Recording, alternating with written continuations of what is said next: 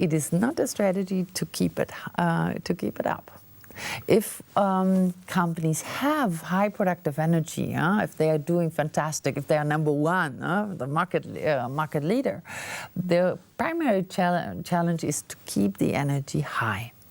And one of the challenges here is what we call the acceleration trap, the temptation to go over the top, to do too much, to do too many different things at the same time, or to go constantly to the limits. We found in our research that about 50% of the companies are a victim of this acceleration trap. That's a huge number. It's it's overheating. It's this constant overwhelming. Like when you see the metaphor of the hamster in the wheel, you would think it's not an individual hamster in that wheel. It's the entire company. It's a system that turns too quickly. That's over accelerated. And we also looked at the performance implications and the implications for people. And what you would expect in terms of people factors is that people suffer, and that is exactly what we found. There's significantly higher emotional exhaustion, aggression, resignation in those organizations. So people really suffer from that increased pressure. They feel tense, they feel stressed, they even develop collective burnout. It's not the individual, it's the collective burnout that is a result. But what is surprising, goes in the same direction, is that also the performance is significantly impaired. So by putting such a strong pressure on the organizations, initiating much more, or expecting much more, in the end, leaders get less out of it. And that is true for financial performance, different indicators, efficiency, productivity, cash flow in the organization, return on investment.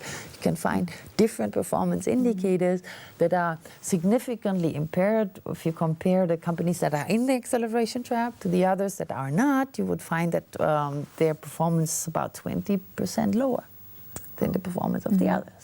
That's but the good news is companies can do something against it. And when we work with companies and try to identify their actions, what was effective, and also help them introduce activities, we found there's one pattern behind those actions, and this pattern involves that it is exactly the opposite of their normal logic. And you see the activities there. One set of activities is called spring cleaning. Instead of initiating more and more and more and adding again and again more tasks and actions, the recommendation here is do systematic cleaning. Stop the action activities. And you can do that in a workshop process. We did that with several companies in the management team, that you take all the activities and you classify them. You identify key activities, you identify activities that are important but not time critical, and you identify stop doing. Activities which you should stop because they are unimportant or less important. Or you can also do that in an entire process throughout the company. For example, when you want to start a change process, you can ask every manager to stop activities. Some companies have certain objectives for doing that. For example, in one German company that did it related to a change process, they said every manager has to stop 30% of his activities or of her activities in the unit. And they insisted. It was not a suggestion, it was really... and some companies do it regularly, and we call this activity spring cleaning. This regular identifying activities that are less important, and the result is that those companies feel refreshed. You know, they go with more energy and excitement towards their most important activities, and they also feel relieved because they get rid of the ballast. Like in the household in springtime. That is where it comes from. Some of that activity, systematically clean and then feel refreshed. The same as the pit stop idea. Instead of going constantly to the limits, allow certain phases of regeneration where you distance, take stock, say, do we share the same idea of the goals? Are we all in the same boat? Are we doing well here? Enough resources, enough fuel in the car? And then speed again. It's again this idea of slow down to speed up. Not to go slower in the end, but to be faster and more effective. Allow certain systematic regenerations. That's are some ideas. What's important to be able to do that is also that leaders themselves protect their energy.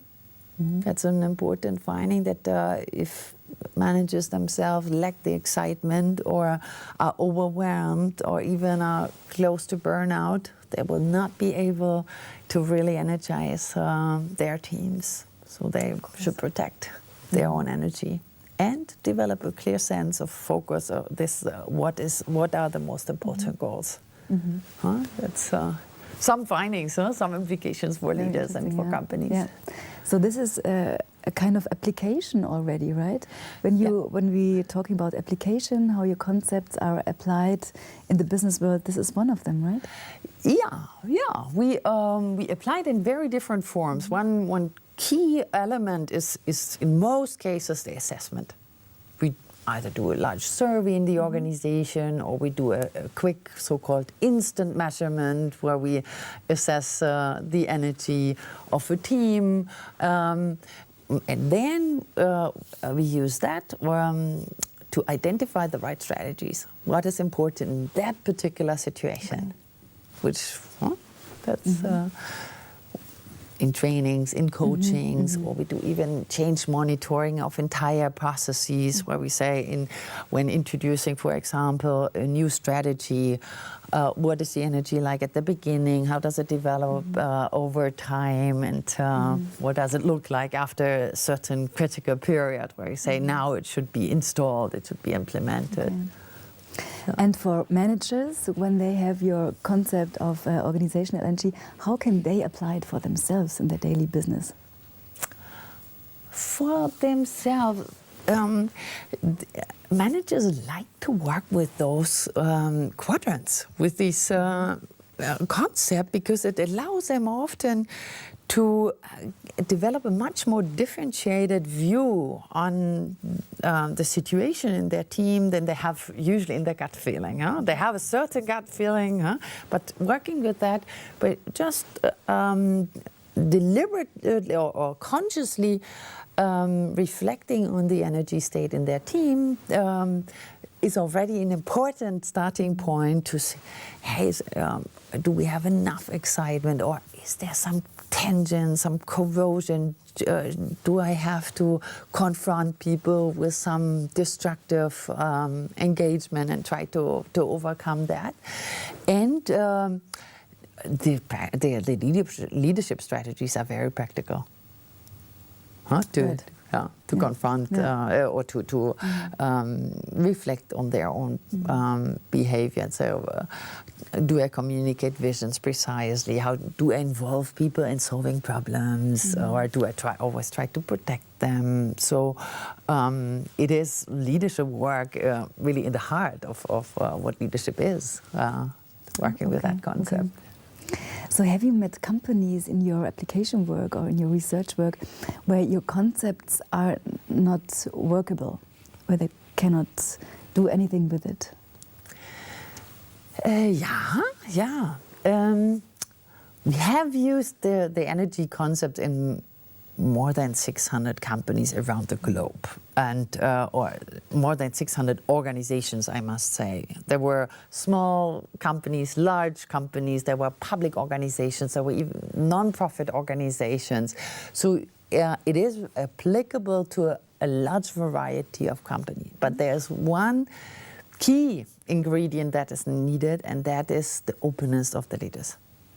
Okay. When we start working with companies, we always emphasize that there must be serious about the energy. There must be the serious intent to really improve the situation, because it creates so much transparency. If leaders do not want to get feedback, if they don't want to confront, if they do not want to systematically improve and develop leadership, it doesn't work. It shouldn't. Yeah. Heike, thank you very much for joining us today and for the interesting talks we had. This was Professor Heike Bruch, University of St. Gallen, Professor for Leadership, and her insights about the role of managers and how they can activate or stimulate the company or the results of their companies.